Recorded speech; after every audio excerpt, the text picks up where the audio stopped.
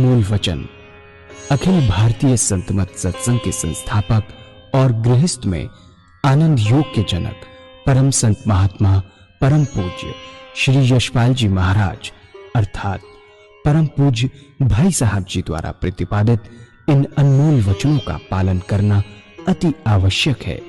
ये वचन हमारी गृहस्थ आध्यात्मिक साधना के लिए मूलभूत सिद्धांत हैं, जो इस प्रकार हैं। हम दुनिया की हर चीज की कीमत आंकते हैं, अपने मानव जीवन की कीमत भी जाने व परमात्मा की प्राप्ति हेतु साधना करें। मनुष्य योनि एक उपहार है, इसीलिए परमात्मा को धन्यवाद देते हुए आधा घंटा प्रातःकाल, आधा घंटा सायंकाल पूजा अवश्य करें। सत्संग, सतनाम व सद्गुरु को प्राथमिकता देते हुए इसी के आधार पर ध्यान योगाभ्यास अवश्य करें व गृहस्थ के कार्यों को परमात्मा का कार्य समझकर उसी की याद में संपन्न करें। हर समय ये ध्यान रहे कि गुरु कृपा द्वारा परमात्मा की पवित्र सत्ता का हमारी आत्मा में वास है, अतः मन में निरंतर अपने इष्ट देव का जाप करें। मान सम्मान की इच्छा ना करें व अपमान से दुखी ना हो। परमात्मा के अतिरिक्त किसी और का भय ना करें। दूसरों की बुराई न करें, न सुने, सत्य व मधुर बोलें, अश्लील शब्द मुंह से ना निकालें, सभी से नम्रतापूर्ण व सुंदर व्यवहार करें। धर्म पत्नी के अतिरिक्त अपने से बड़ी से माता जैसा, बराबर की से बहन जैसा व छोटी से पुत्री जैसा व्यवहार करें। सांसारिक जीवन यापन की आवश्यकताएं अंतहीन है, इसलिए अधिक से अधिक समय सत्संग में व धन परोपकार में खर्च करें। याद रखें, न स्त्री माया है, न धन दौलत, न ही परिवार। माया वह है जो हृदय को परमात्मा से दूर हटा दे। अतः निरंतर सत्संग और सद्गुरु की शरण में रहने का प्रयास करें। भोजन अपने इष्ट को अर्पण कर प्रसाद रूप में परमात्मा की याद में करें। रात्रि में सोने से पहले अच्छे बुरे कार्यों का आत्मनिरीक्षण कर उसका समुचित पश्चाताप करते हुए ध्यान करें व प्रभु की गहरी याद में ही विश्राम करें। परमात्मा तू ही है, तेरी इच्छा पूर्ण हो।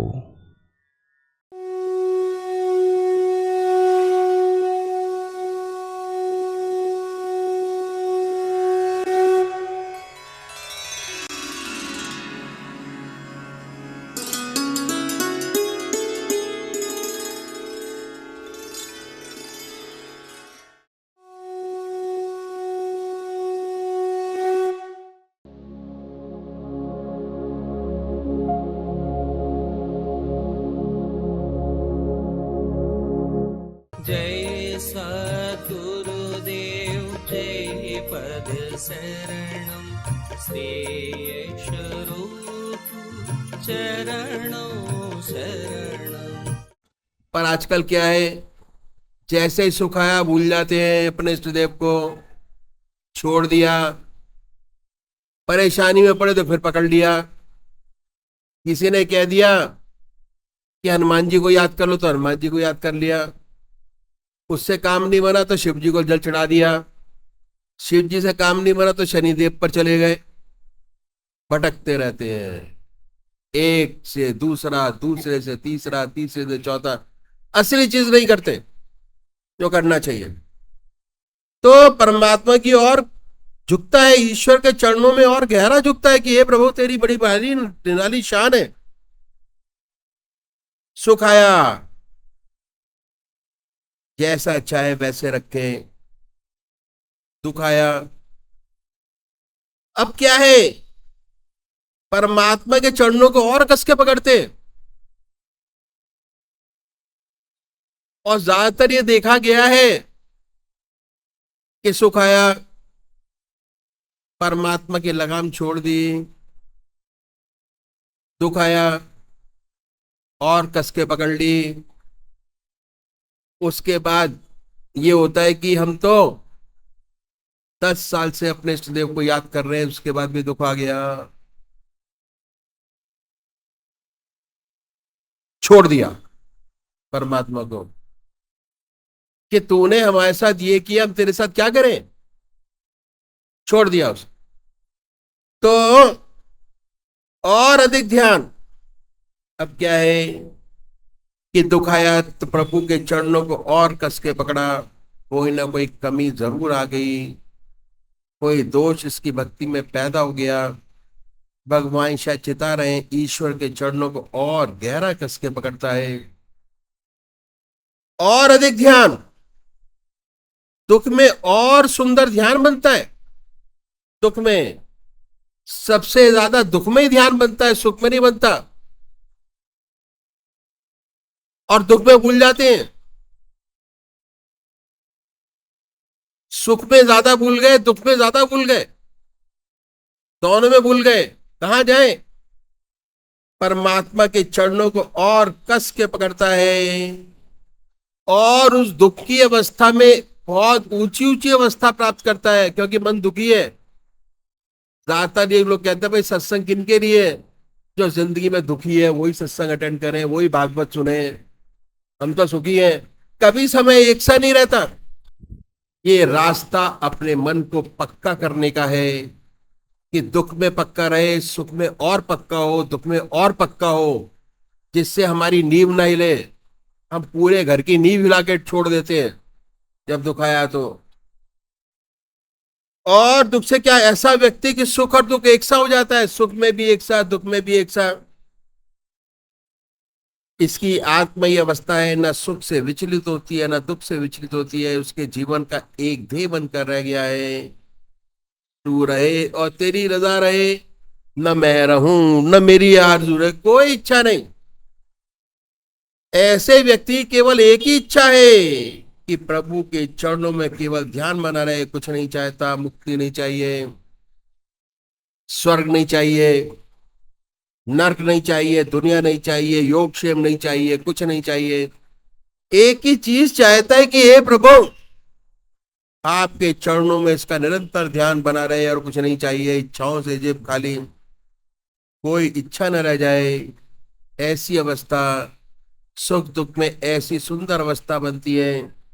और ये विश्वास हो जाता है कि जब आखिरी समय आएगा जरूर परमात्मा की याद बनी रहेगी, क्योंकि 100 साल के अंदर इतने आपके एक्सपीरियंसेस हो जाते हैं अपने इष्ट के प्रति, इतना पक्का विश्वास हो जाता है कि आखिरी समय वही सामने रिफ्लेक्ट होते हैं। निरंतर उसका ध्यान बना रहता है, हृदय बर्फ की तरह पिघलता रहता है। 24 घंटे का ध्यान। इस तरह हम देखते हैं कोई भी व्रत करे, गृहस्थ आश्रम में रहते हुए, कितना व्यस्त जीवन क्यों ना हो, अपना जीवन ईश्वर में बना सकता है। 24 घंटे उस प्रभु का चिंतन। दुनिया के काम जैसे आज चल रहे हैं, इससे सुंदर और अच्छे तरीका आसान लगता है, लेकिन बगैर किसी सहारे के पहुंचना बड़ा मुश्किल है। अध्यात्म में इस सहारे को सद्गुरु कहा जाता है। परमात्मा हुई है तेरी इच्छा पूर्ण।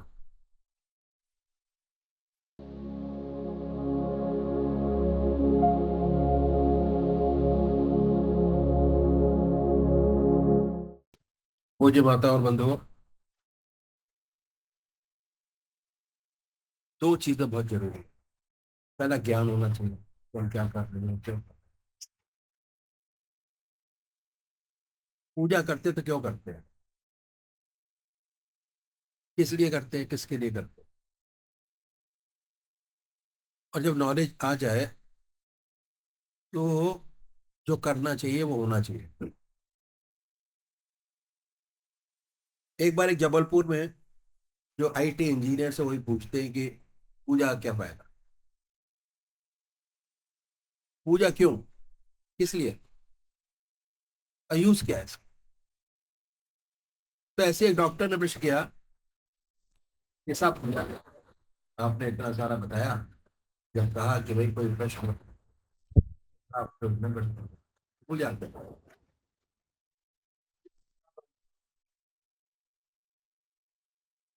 ज्यादातर आजकल यही भावना है कि पूजा करना वेस्ट ऑफ टाइम, बेकार लोगों का काम है, जिनके पास कोई काम नहीं,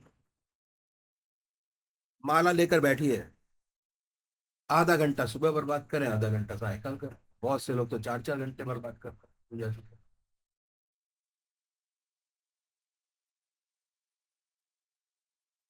लेकिन जिनके पास है वो काम करे। हम लोग तो डॉक्टर, आधे घंटे में 2 मरीज बचा सकते हैं। अगर मैं पूजा में बैठ गए तो क्या फायदा? ईश्वर को किसने देखा है? क्या पता है कि नहीं है? भगवान है या नहीं, इस चक्कर में क्यों फंसा जाए? अपना सीधा साधा काम किया जाए, ऐसा प्रश्न डॉक्टर ने किया। इस सेवक ने काउंटर प्रश्न किया, भाई ये था कि आप सोते क्यों हैं? जैसे उसने कहा, ये तो बेकार लोगों का काम है, सीधा साधा काम करें, क्यों चक्कर ना पड़े। तो मैंने उससे कहा कि आप सोते क्यों हैं? उस समय ना खाते हैं ना पीते हैं, ना खाना है ना पीना है, 3 पारी लगाइए, दिन में भी काम करें और रात भी काम करें। सेवा की सेवा है, पैसा का पैसा है, समय क्यों बर्बाद किया जाए? वे चकरा गए, बोले कि आप क्या कह रहे हैं, अगर सोएंगे नहीं तो बीमार पड़ जाएंगे। ज्यादा से ज्यादा 2-3 माह चलेगा, अधिक नहीं चलेगा। पर हम लोग तो डॉक्टर हैं, जिसे नींद नहीं आती उसको जबरदस्ती सुलाते हैं गोली देकर। गोली देकर क्यों सुलाते हो, सोना क्यों जरूरी है? उत्तर मिला, अगर शरीर को रेस्ट नहीं मिलेगा, उसे रेस्ट नहीं मिलेगा, तो आराम बहुत जरूरी है, सोना जो है बहुत जरूरी। फिर उससे पूछा गया कि भाई ऐसे इंजेक्शन निकालो, इंजेक्शन दे दिया और आदमी काम करता रहे,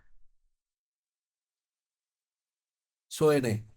तो डॉक्टर कहता है भाई कितने भी इंजेक्शन लगा लो, सोना तो आवश्यक है, सोना पड़ेगा। सोना क्यों आवश्यक, देखिए जो हमारी साइंस है अभी अधूरी है, शरीर तक सीमित हो पाई। वास्तव में हमारी जो पर्सनैलिटी है वो बहुत अनोखी है। क्या अनोखा है इसके अंदर? जो परमात्मा ने इतना सुंदर शरीर हमको दिया, उसमें अनोखापन क्या है? हमारा ये शरीर ही नहीं है जो हम बाहर देखते हैं। हमारे 3 शरीर है। ये तो स्थूल शरीर जो सामने दिखाई दे रहा है, नाक कान हाथ पैर। एक शरीर और है दूसरा, जो मन बुद्धि चित्त और अहंकार से मिलकर बना है, उसे हम सूक्ष्म शरीर कहते हैं। सोच विचार का काम हाथ से नहीं होता, मन से होता है। सोच विचार का काम ना हाथ पैर से होता है, मन से होता है। और हाथ पैर का काम मन से नहीं होता, दोनों चीजें मिलती है तब काम चलता है। जितना सोच विचार का काम है वह इस शरीर से लिया जाता है। उसके बाद एक और शरीर है, वह कारण शरीर, आत्मा। चैतन्यता और आनंद आत्मा में ही है। आत्मा में चैतन्यता भी है और आनंद भी है, दोनों चीजें। जब तक चैतन्यता है तब तक आनंद है। जहाँ चेतना खत्म हुई, तीनों शरीर बेकार हो गए। जहां आत्मा नहीं, वह शरीर बेकार है। जिसे हम इतना प्यार करते हैं, आत्मा निकल गई, अरे बेकार हो गया। तब ये भूल जाते हैं कि हमारे 3 शरीर हैं। ये शरीर जो बॉडी है, ऊपरी स्थूल शरीर, ये सब कुछ नहीं है। हम इसी को सब कुछ समझ बैठे हैं। अब देखिए सोने में क्या होता है, जब सोते ना आंख देखने का काम करती है, ना नाक सूंघने का काम करती है, ना कान सुनने का काम करते हैं, आप हिलते डुलते भी नहीं। जिस पोजीशन में पड़े उसी पोजीशन में पड़े रहते हैं जब तक आपको नींद आती है। तो क्या है कि आपकी जो जितनी इंद्रियां हैं, ये इंद्रियां हैं सारी, ये सब निष्क्रिय हो गई। इन्होंने अपना अपना काम छोड़ दिया। निष्क्रिय होने का मतलब काम छोड़ दिया इन्होंने। अगर जागते आदमी का हाथ उठा के आप छोड़ोगे तो रुक जाएगा, अगर सोते आदमी का हाथ उठा के छोड़ोगे तो गिर जाए। निष्क्रिय, निष्क्रिय हो गया। इसी का नाम विश्राम है। यही होता है। जब इंद्रियां निष्क्रिय हो गई तो इनका आधार है मन। मन में सिमट जाती हैं और इनको ताकत मिलती है मन से, खाने से नहीं मिलती। खाने से नहीं मिलती, दूध से नहीं मिलती, इंजेक्शन से भी नहीं मिलती, मन से मिलती है। इंद्रियां सिमट गई मन में, और जब सुबह आप उठे बिल्कुल ताजगी महसूस करते हैं, जबकि कुछ नहीं खाया रात को 8 घंटे, शाम को लास्ट खाया, सुबह उठे तो इच्छा होती है कुछ खाने की। 8 घंटे बिल्कुल कोई मतलब नहीं। और जब सुबह उठे तो बिल्कुल प्रफुल्लित, काम करने की आपके अंदर शक्ति है, ताकत है। और यदि ना सोए तो दिन भर जम्बाई लेते रहेंगे, कुछ काम ना होगा। तो सोना बहुत जरूरी है। हमने देखा इस शरीर को सुलाना, रेस्ट देना बहुत जरूरी है। रेस्ट देंगे तो अगले दिन का काम चलेगा, नहीं दे पाएंगे अगले दिन काम चल ही नहीं सकता। और अगर 15 दिन आपने रेस्ट नहीं दिया तो मेंटल स्टेटस आपका बहुत खराब हो जाएगा। तो शरीर को आराम देना बहुत जरूरी है। ऐसे ही हमारा सूक्ष्म शरीर है जिससे हम सोच विचार काम करते हैं, इसको भी नींद देना बहुत आवश्यक है। हमारे ऋषियों ने, मैं ऋषियों ने इस बात को जाना, और इसलिए उन्होंने कहा कि आधा घंटा सुबह पूजा, आधा घंटा सायंकाल भगवान की आराधना करो, पूजा करो। परमात्मा में पूजा करोगे तो भगवान में चित्त एकाग्र होगा। पूजा का मतलब ये नहीं है कि आप बैठे भजन कर रहे हैं, ये पूजा नहीं है।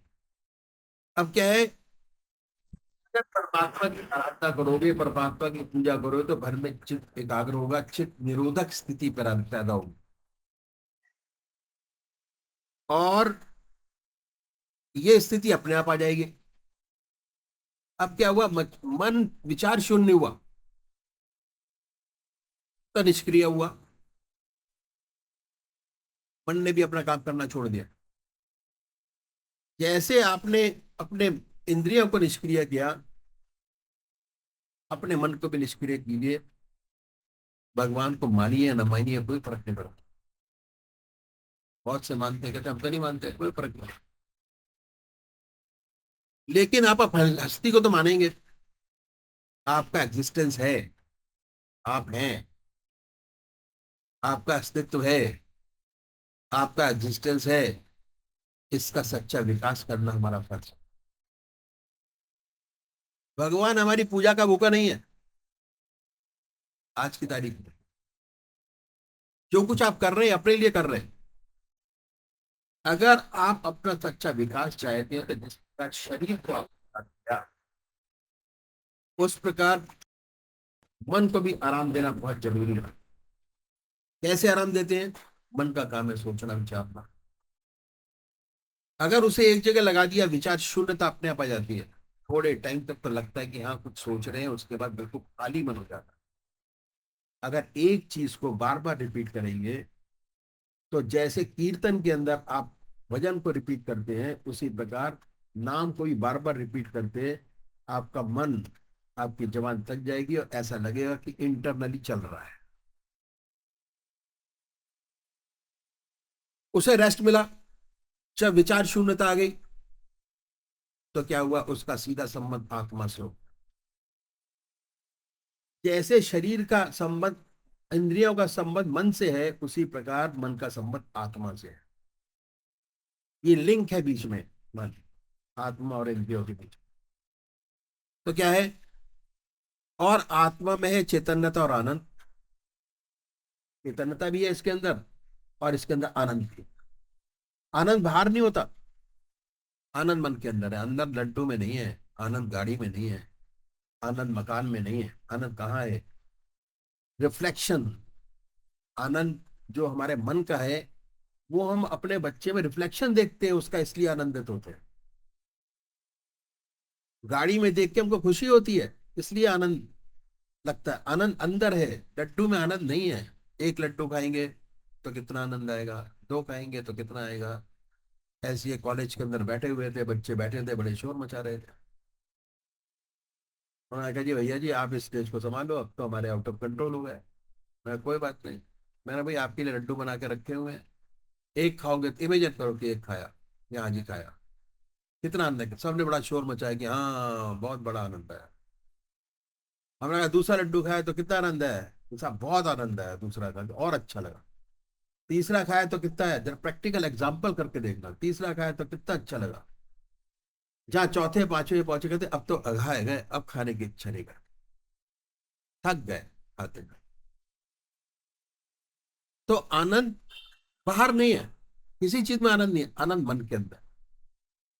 तो उसके बाद क्या है, और उसके बाद आप कितना हल्का फुल्का महसूस करेंगे, कितनी अनुपम शांति और आनंद का अनुभव मिलेगा, ये अनुभव का विषय है, अनुभव। उसके बाद सुंदर सुंदर विचार आते हैं। ऐसी समस्याएं हल होती है, सारी जिंदगी हल नहीं हो, क्या मन खाली हुआ। गंगा जी अगर रुकी हुई है तो मैली है, चलती रहेंगी तो गंदगी चलती चली जाएगी, पीछे अच्छे अच्छे विचार आते चले जाएंगे। ऐसे ही मन का हिसाब किताब।